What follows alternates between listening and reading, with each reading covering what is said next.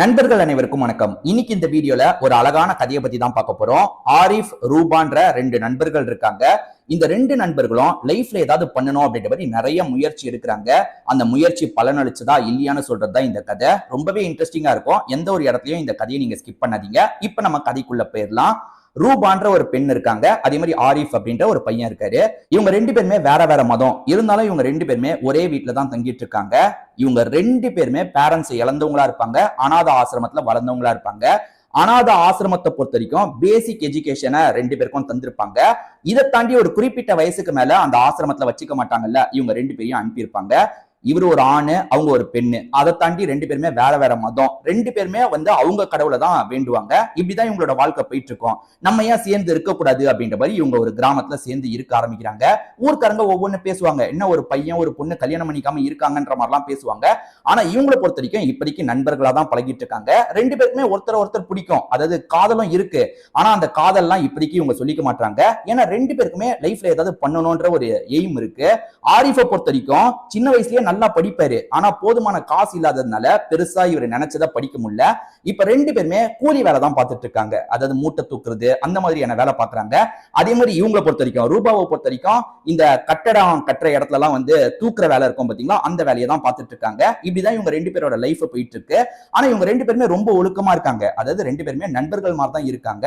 இவர் ஒரு இடத்துல படுக்கிறாருன்னா அவங்க வேற ஒரு இடத்துல படுப்பாங்க. ரொம்ப கண்ணியமா தான் இவங்க வாழ்க்கையை வாழ்ந்துட்டு இருக்காங்க.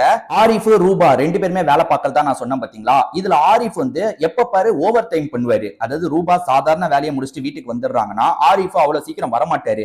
எக்ஸ்ட்ராவா ஏதாவது வேலை கிடைக்குதா, இன்னும் சம்பாதிக்க முடியுமான்ற மாதிரிலாம் யோசிப்பாரு. ஏன்னா இவரை பொறுத்த வரைக்கும் லைஃப்ல நம்ம நல்லா படிச்சு முன்னேறணும்ன்ற மாதிரி ஒரு ஆசை இருக்கும். இவர் எக்ஸ்ட்ராவா வேலை பார்த்து காசு வரும் பாத்தீங்களா, அந்த காசு மூலியமா புக்கை வாங்கலாம், நல்லா படிக்கலான்ற மாதிரி யோசிக்கிறவரா இருப்பாரு. எதுக்காக உன்னோட உடம்பை கெடுத்துக்கிற, இந்த மாதிரிலாம் பண்ணாதன்னு ரூபா கூட பல வாட்டி கண்டிச்சிருப்பாங்க. இருந்தாலுமே இல்ல ரூபா ஏதாவது பண்ணணும் லைஃப்ல அப்படின்ற மாதிரி இவர் சொல்லிக்கிட்டே இருப்பாரு. ரூபாக்கும் சில கனவு இருக்கும், லைஃப்ல நம்ம அடுத்த லெவலுக்கு போனோம், நம்மளும் படிக்கணும்ன்ற மாதிரி கனவுலாம் இருக்கும். ஆனா ஆரிஃப் அந்த இடத்துக்கு போனோம், அதுக்கு நம்ம ஹெல்ப் பண்ணோம் அப்படின்ற மாதிரிலாம் யோசிக்க ஆரம்பிக்கிறாங்க. ஆரிஃபை பொறுத்த வரைக்கும் தொடர்ச்சியா நிறைய முயற்சி எடுத்துக்கிட்டே இருக்காருல, இந்த இடத்துல இருந்து அந்த முயற்சி எடுத்தா பலன் அளிக்காது. இவர் சிட்டிக்கு போனோம், சிட்டில போய் நிறைய முயற்சி எடுக்கணும், அங்க இன்ஸ்டிடியூட் இருக்கும் பாத்தீங்களா, அங்கெல்லாம் படிச்சா இவர் லைஃப்ல நல்ல லெவலுக்கு வருவாருன்ற மாதிரி ரூபா யோசிக்கிறாங்க.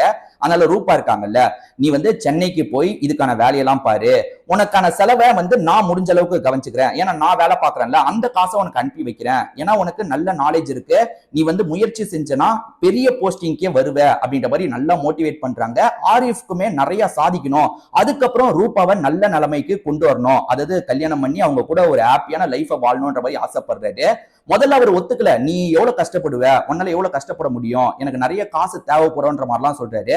ஆனா ரூபா இருக்காங்கல்ல, அதை பத்திலாம் நீ கவலைப்படாத, நீ போ நல்லா படி, அதுல மட்டும் கான்சென்ட்ரேட் பண்ணு அப்படின்ற மாதிரி சொல்றாங்க. சரி ஓகேன்ற மாதிரி இவருமே ஏத்துக்கிறாரு, சென்னைக்கு பயணம் மேற்கொள்றாரு. ரூபாவை பொறுத்த வரைக்கும் சின்ன வயசுல இருந்து ஆரிஃப் கூட சேர்ந்தே வளர்ந்தாங்கல்ல, அதனால ஆரிஃபோட பிரிவை கொஞ்ச நாள் கூட தாங்கிக்க முடியல. ஆரிஃபுக்குமே அப்படிதான் இருக்கு. ஆனா ஆரிஃபை பொறுத்த வரைக்கும் படிப்புல கான்சென்ட்ரேட் பண்ணும், அதாவது ரூபாவை பத்தி யோசிச்சுட்டு இருக்கிறத தாண்டி படிப்புல கான்சென்ட்ரேட் பண்ணும், நம்ம படிப்புல சாதிச்சு அதுக்கப்புறம் ரூபாவை பாக்குறதுக்கு போனோன்ற மாதிரி யோசிக்கிறாரு. ஏன்னா பயணம் மேற்கொள்றதுக்கு கூட நிறைய செலவாகும்ல, அந்த செலவை கூட நம்ம மிச்சப்படுத்தணும் அப்படின்ற மாதிரி ஒரு எண்ணத்துல அவர் எல்லாத்தையும் மறந்து படிப்புல மட்டும் கான்சென்ட்ரேட் பண்றாரு. ரூபா இந்த இடத்துல கடுமையா வேலை பாக்குறாங்க. எப்பவுமே ஆரிஃப் தான் ஓவர் டைம்லாம் பண்ணுவாரு, இப்ப ரூபா பண்றாங்க. நம்ம செலவு போக அவனுக்கு காசு அனுப்பி வைக்கணும்ன்ற மாதிரி கரெக்டா காசு அனுப்பி வச்சிடுறாங்க. இவங்க ரெண்டு பேருக்கு போன்லாம் கிடையாது, ஏன்னா அந்த டைம்ல போன்லாம் இல்ல. இவங்க ரெண்டு பேருமே லெட்டர் மூலியமா தான் இவங்களோட விஷயத்தை வெளிப்படுத்திட்டு இருக்காங்க. ரூபா தவறாம அவருக்கு லெட்டரை போட்டுறாங்க, ஆனா அவரால் சரியா லெட்டரை போட முடியல, ஏன்னா அவர் படிப்புல கான்சென்ட்ரேட் பண்றாருல. அதனால முதல்ல லெட்டர்லாம் அவர்கிட்ட இருந்து வருது, ஆனா போக போக லெட்டர் கம்மியாகுது, ஒரு ஸ்டேஜ்ல வரவே மாட்டேங்குது. ரூபாக்கு ஒண்ணுமே புரியல, என்ன இது நம்மள மறந்துட்டானா, அதாவது படிப்புல கான்சென்ட்ரேட் பண்ணி நம்மள மறந்துட்டானான்ற மாதிரிலாம் கூட ரூபா யோசிக்கிறாங்க. அதை நினைச்சு ரொம்ப மனவேதனையில இவங்க இருக்காங்க. இங்க இருக்கிறவங்களே கவனிச்சு கேட்கறாங்க, என்னமா ஆச்சு, எதனாலமா எப்ப பாரு சோகமா இருக்க நிறைய பேர் கேட்கறாங்க. அதெல்லாம் ஒண்ணும் கிடையாது, நான் நல்லா தான் இருக்கேன்ற மாதிரி இவங்க சொல்றாங்க. இவங்களுக்கு உடம்பு சரியில்லாம போகுது, சரியான காசை அவருக்கு அனுப்ப முடியாத சூழல் வருது. அப்போ கூட இவங்க என்ன பண்றாங்கன்னா, இல்ல நம்ம படுத்துட்டு இருந்தோம்னா காசு அனுப்ப முடியாது, நம்ம அனுப்புற காசு அவனுக்கு யூஸ்ஃபுல்லா இருக்க வாய்ப்பு இருக்கு, நம்ம காசை அனுப்பணும்ன்ற மாதிரி இவங்க கஷ்டப்பட்டு வேலை பார்க்கறாங்க. அந்த காசை கரெக்டா அவருக்கு அனுப்பி வச்சிட்டு இருக்காங்க. ஆரிஃபுக்கு மாசம் மாசம் ரூபா கிட்ட இருந்து காசு வரதான் செய்யுது. இருந்தாலுமே அந்த காசு இவரோட விஷயத்துக்கு பத்த மாட்டேங்குது. இன்னும் செலவுக்கு காசு தேவைப்படுது. அதனால நம்மளும் வேலை பார்க்கணும் அப்படின்ற மாதிரி ஆரிஃப்மே சென்னையில வேலை பார்க்கறாரு. அது மூலியமா காசு கிடைக்குது பாத்தீங்களா? எப்படியாவது நம்ம அடுத்தடுத்த கோர்ஸை பண்ணணும், அந்த எக்ஸாம்ல பாஸ் பண்ணணும் அப்படின்ற மாதிரி எக்ஸாம்க்கு நல்லா ப்ரிப்பேர் ஆகுறாரு. அங்க இருக்கவங்களுமே இவருக்கு கொஞ்சம் சப்போர்ட் பண்றாங்க. ஆனா போக போக ரூபா கிட்ட இருந்து காசு வராம போகுது.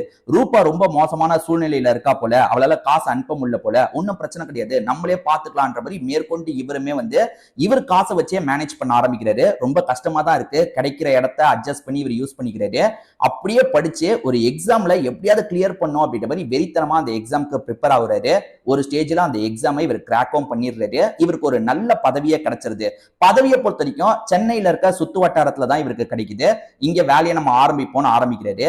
இதுக்கு நடுவுல ரூபாக்கும் இவருக்கும் பாலமா இருந்தது லெட்டர் தானே. அந்த லெட்டரே வரமாட்டேங்குது. இவருமே அவங்களுக்கு போடுறத விட்டுறாரு.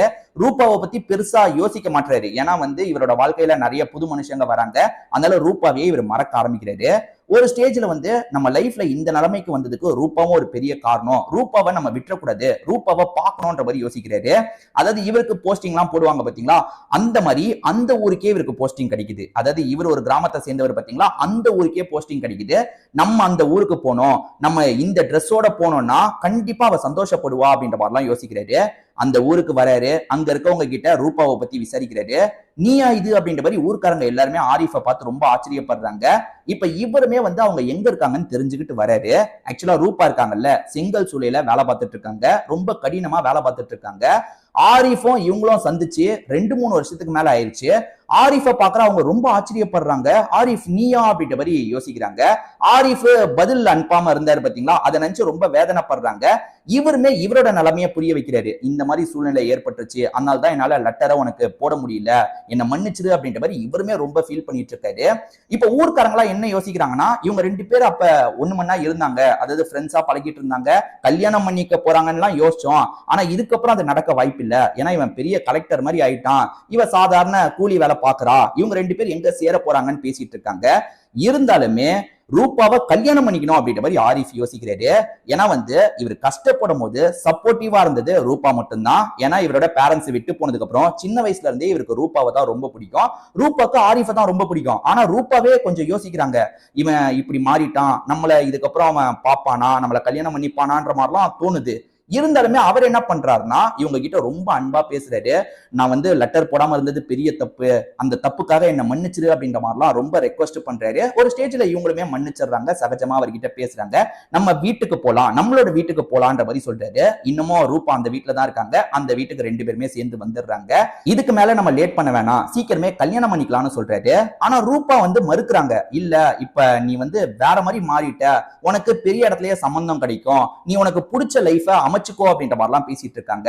ரூபா நீ என்ன பேசிட்டு இருக்க, எனக்கு நீ ஸ்டார்டிங்ல இருந்து எவ்வளவு சப்போர்ட் பண்ணிருக்க, உன்னை தாண்டி யாரையும் என்னோட லைஃப்ல நான் யோசிச்சே பார்க்க முடியாது, நான் கல்யாணம் பண்ணிக்கிட்டா உன்னதான் கல்யாணம் பண்ணிப்பேன் அப்படின்ற மாதிரிலாம் சொல்றாரு. ஆனா ரூபாவை பொறுத்த வரைக்கும் இவனை நம்ம கல்யாணம் பண்ணிக்கிட்டோம்னா ஊர்க்காரங்க என்ன பேசுவாங்கன்ற மாதிரிலாம் யோசிக்கிறாங்க.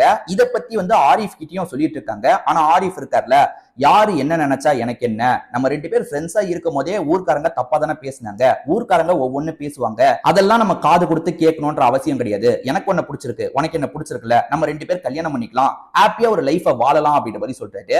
அதுக்கப்புறம் இவங்க 2 பேருமே ஏத்துக்கிட்டு கல்யாணம் பண்றாங்க. சென்னையில படிக்கிற காலத்துல இவர் சாதாரண இடத்துல தங்கிட்டு இருந்தாரு பாத்தீங்களா, ஆனா இப்ப இவருக்குன்னு தனியா ஒரு இடத்த கவர்மெண்ட் சார்பா தந்திருக்காங்க. அந்த இடத்துல இவங்க 2 பேருமே சந்தோஷமா இவங்களோட வாழ்க்கையை ஆரம்பிக்கிறாங்க. நிச்சயமா இந்த கதை உங்க எல்லாருக்குமே பிடிச்சிருக்கும்னு நம்புறேன். திரும்பி வேற ஒரு கதையில நம்ம சந்திக்கலாம். நன்றி, வணக்கம்.